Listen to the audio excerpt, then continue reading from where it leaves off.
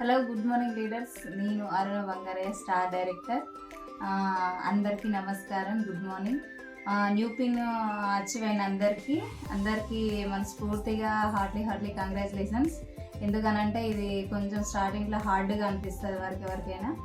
Hard work వేసుకుంటేనే మనం తొందరగా ఏదైతే గోల్ పెట్టుకుంటామో అది తొందరగా అచీవ్ కాగలుగుతాం.